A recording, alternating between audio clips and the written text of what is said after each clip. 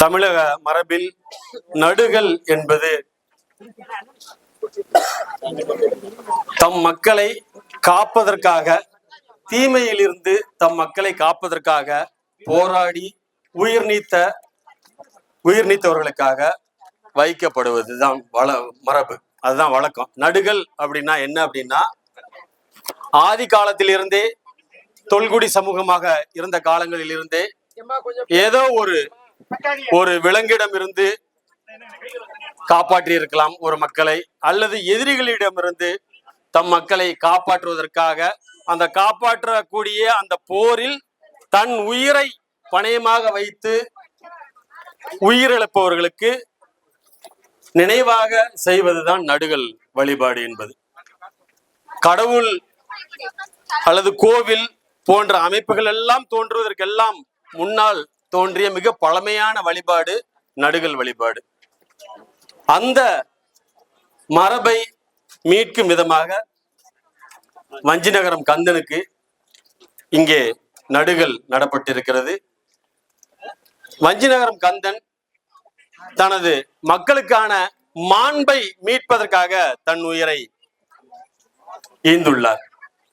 அவர் இந்த மக்கள் பிறரை போல சமமாக நடத்தப்பட வேண்டும், சுயமரியாதையுடன் நடத்தப்பட வேண்டும் என்பதற்காக அவருக்கு தெரியும் இதெல்லாம் செஞ்சா நமக்கு ஆபத்து வரும், தனது உயிருக்கு அச்சுறுத்தல் இருக்கும் என்பதெல்லாம் தெரிந்தும் அதில் சற்றும் பின்வாங்காமல் அதில் நின்று களம் கண்டவர். ஆகவேதான் அவரை நாம் மாவீரன் என்கிறோம், நீதிமான் என்கிறோம், களம் கண்ட போராளி என்கிறோம்.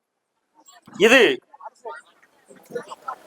மேலூர் வட்டாரம், வஞ்சிநகரம் மட்டுமல்லாமல் தமிழகம் முழுவதுமே இது போன்ற போராளிகளை நாம் அடையாளம் காண முடியும். வெவ்வேறு கிராமங்களில், சிறு சிறு கிராமங்களில் ஏதோ ஒரு கருத்தியலை உள்வாங்கி கொண்டு தம் மக்களை பிறரை போல சமமாக நடத்துவதற்காக அல்லது பிறரை போல முன்னேற்ற செய்ய வேண்டும் என்ற கோட்பாட்டின் அடிப்படையில் எத்தனையோ பேர் இப்படி உயிர் நீத்தவர்கள் இருக்கிறார்கள். அதை நாம கிராமந்தோறும் நாம் எடுக்க முடியும். ஒவ்வொரு கிராமத்திலையும் போயிட்டு நீங்க அப்படி கேட்டீங்கன்னா, ஏதோ ஒரு உரிமைக்காக, ஒரு பொது குளத்தில் நீர் எடுப்பதற்காக, பொது கிணற்றில் நீர் எடுப்பதற்காக, பொது பாதையில் நடப்பதற்காக, அல்லது ஒரு குத்தகையை எடுப்பதற்காக கொல்லப்பட்ட தலித்துகள் ஏராளமானவர்.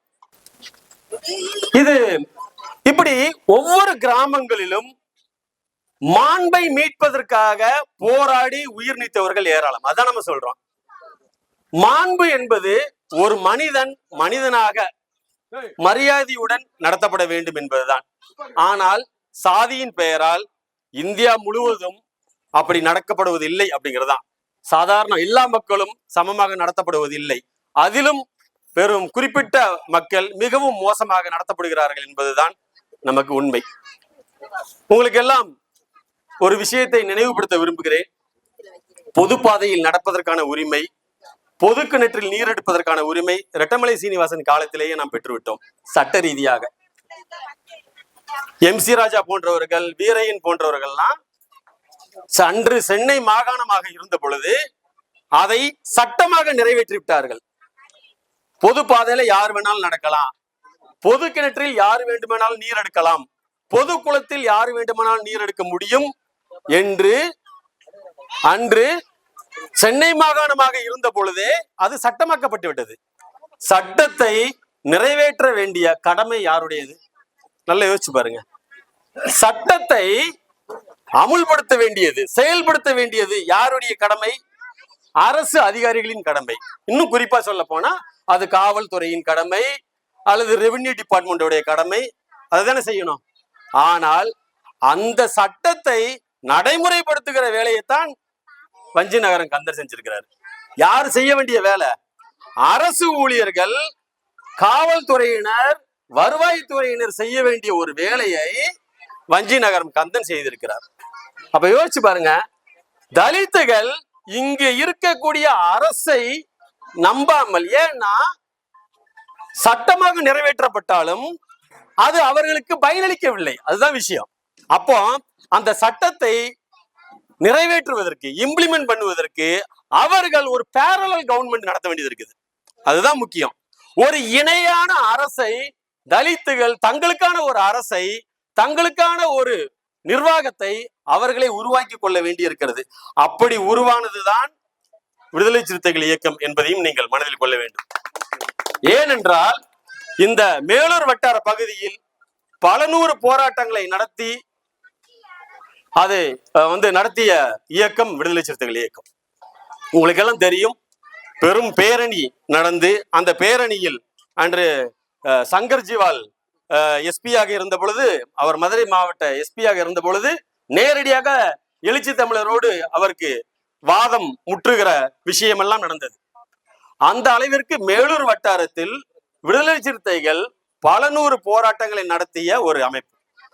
அப்போ இங்க என்ன நடத்த வேண்டியது இருக்கிறது என்றால், அரசு தங்களுக்கான கடமைகளை செய்ய தவறும் பொழுது, அரசு ஒரு சட்டத்தை நிறைவேற்ற தயங்கும் பொழுது அல்லது மறுக்கும் பொழுது, அந்த சட்டத்தை நிறைவேற்றுவதற்கான வேலையை தலித்துகளுக்கான இயக்கங்களும் செய்ய வேண்டிய அவசியம் இருக்கிறது. அதுதான் இங்க முக்கியம்.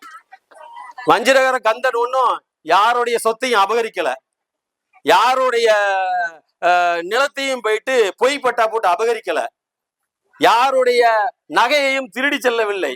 அவர் பொது குளத்தில் நீங்கள் எப்படி நீர் எடுக்கிறீர்களோ அதே போல நாங்களும் நீர் எடுக்கிறதுக்கு எங்களுக்கு உரிமை உண்டு என்ற ஒரு சாதாரண ஒரு நீர் எடுக்கிற போராட்டம் தான். உங்களுக்கு எல்லாம் தெரியும், பாபா சாஹிப் அம்பேத்கர் அவர்கள் சவுதாருக்குள்ள நீர் எடுக்கும் போராட்டத்தை நடத்தினார். அவர் வெளிநாட்டில் படிப்பை முடித்து வந்தவுடன் பாபா சாஹிப் அம்பேத்கர் மக்களை திரட்டி முன்னெடுத்த மிக முக்கியமான போராட்டம் சவுதார் குளம் நீர் எடுக்கும் போராட்டம். அதில் அவர் தாக்கப்படுகிறார். ஏன், அது எதுக்காக அப்படின்னா, அவரே சொல்றாரு, இது இங்க இருக்கக்கூடிய சாதிய மனதை அசைத்து பார்ப்பதற்கான போராட்டம் தான் அவர் சொல்றாரு. அவர் கோவில் நுழைவு போராட்டத்தையும் நடத்துறாரு. காலாராம்ங்கிற கோவில் நுழைவு, நாசிக்ல இருக்கிற காலாராம்ங்கிற கோவில் நுழைவு போராட்டம் நடத்துறாரு. அப்போ அவர் என்ன சொல்றாரு, எனக்கு கோயிலுக்குள் நுழையிறதுனால கடவுள் இருக்கிறாருங்கிறதோ அல்லது கடவுளை போய் நாங்க பார்க்க வேண்டுங்கிற நம்பிக்கை எனக்கு கிடையாது. கோவிலில் நுழைவதன் மூலம் இங்கு இருக்கக்கூடிய இந்த சாதிய மனதை நான் அசைக்க விரும்புகிறேன். ஜாதிய காரணம் காட்டி தானே கோயிலுக்குள்ள என்ன விட மாட்டேங்க, ஜாதிய காரணம் காட்டி தானே என்ன குளத்துல தண்ணி எடுக்க விட மாட்டேங்க. அப்ப நான் அதை எடுப்பேன், அதை மக்களை திரட்டி நான் எடுப்பேன் என்று நடத்திய போராட்டங்கள் தான் அந்த போராட்டம். நல்லா யோசிச்சு பாருங்க, அம்பேத்கர் சவுதார் குல போராட்டம் நடத்தியதற்கும் வஞ்சிநகரம் கந்தன் இங்கே வஞ்சிநகரத்தில் நடத்திய போராட்டத்திற்கும் எவ்வளவு பெரிய தொடர்பு இருக்கிறது என்பது இதுதான் ரொம்ப முக்கியம். இது வஞ்சிநகரம் கந்தன் எப்படி அம்பேத்கரை படிச்சிருப்பாரு, எப்படி அம்பேத்கர் தெரிஞ்சுக்கிட்டாரு அப்படிங்கிறதெல்லாம் நமக்கு தெரியல. தெரியாம கூட இருந்திருக்கலாம், ஆளுக்கு நிறைய தெரிஞ்சிருந்திருக்கலாம். ஏன்னா அவர் நல்லா எழுத படிக்க தெரிஞ்சவர். ஆனால் அவர் தன் சொந்த கிராமத்தில் போராடுவதற்கு, அதுதான் ரொம்ப சவாலான காரியம். நம்ம எங்க வேணாலும் என்ன வேணாலும் பண்ணிடலாம். கிராமங்களில், சொந்த கிராமத்தில் நமக்கு சுயமரியாதைக்காக போராடுவதற்கு அதே போல ஆபத்தானது வேற எதுவுமே கிடையாது. ஏன்னா நீங்க உயிரை நீங்க மறந்துட்டு தான் நீங்க அதுக்கான போராடணும்.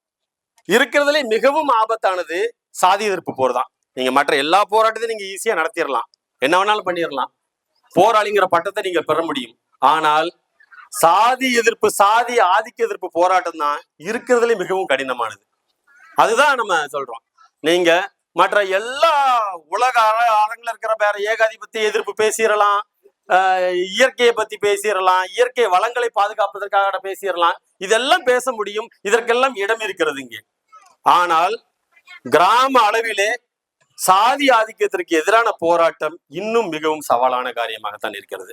அது அரசாங்கம் அதற்கான பாதுகாப்பை தராது, யாருமே தர முடியாது. நாமே நம்மை பாதுகாத்து கொள்ள வேண்டிய கட்டாயத்தில் இருக்கிறோம் என்பதுதான் இங்கே நிதர்சனமான உண்மை. ஆகவே நாம ஏன் இதை நினைவுபடுத்தணும் அப்படிங்கறதுதான் இப்போ அடுத்த ஒரு கேள்வி. ஏன் வஞ்சிநகரம் கந்தனை நாம் ஒவ்வொரு ஆண்டும் நினைவு கொள்ள வேண்டும் என்பதுதான் இங்க விஷயம். ஏனென்றால் நினைவு கொள்ளுதல் என்பது அந்த வரலாற்றை நாம் அடுத்த தலைமுறையினருக்கு கற்றுக் கொடுக்குவதன் மூலமாக இப்படித்தான் நாம் உரிமைகளை பெற்றிருக்கிறோம் என்பதை நாம் அவர்களுக்கு கற்றுக் கொடுக்கிறோம். இன்னைக்கு இருக்கக்கூடிய சின்ன சின்ன இளைஞர்கள், சிறுவர்கள் எல்லாருக்குமே நமக்கு கிடைத்த உரிமைகள் இன்று நாம் சாலையில் நடப்பதோ அல்லது இன்று ஓரளவு கிடைத்திருக்கக்கூடிய உரிமைகள் சாதாரணமாக கிடைத்தவை அல்ல என்பதை நாம் மனதில் கொள்ள வேண்டும்.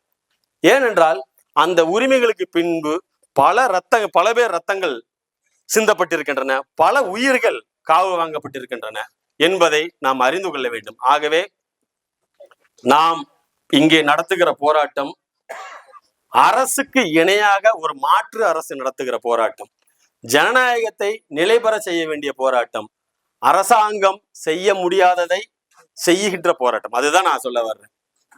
நீங்க நல்லா யோசிச்சு பாருங்க. கோவில் எவ்வளவோ இன்னைக்கு நிறைய செய்தித்தாள்களை நீங்க படிப்பீங்க. கோவிலில் குறிப்பிட்ட சமூகத்தினர் நுழைவதற்கு ஒரு தரப்பினை எதிர்ப்பு தெரிவித்தனர்னு பேப்பர்ல செய்தி வருது. கோவில்ங்கிறது எல்லாருக்கும் பொதுவானதா இருக்குது. ஆனா என்ன பண்ணுதாங்க, அதை ஒரு தரப்பினர் உள்ள போறதுக்கு அவங்க மறுக்கிறாங்க. அங்க அரசாங்கம் என்ன பண்ணுது, ஒண்ணுமே பண்ண முடியாது. நேரா போயிட்டு கோயிலை பூட்டு போட்டு போயிட்டே இருக்கிறாங்க. ஆனா என்ன செய்யணும், தடுப்பவர்களை மீது வழக்கு பதிவு செய்து அவர்களை கைது செய்ய வேண்டிய, அதுதானே எடுக்க வேண்டிய நடவடிக்கை. ஆனா அப்படி செய்யறது இல்லை.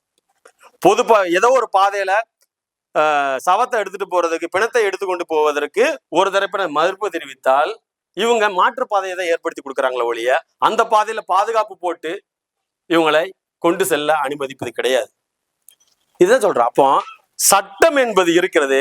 அந்த சட்டத்தை அமுல்படுத்துவது அல்லது செயல்படுத்துவதில் இங்கே தேக்கம் இருக்கிறது.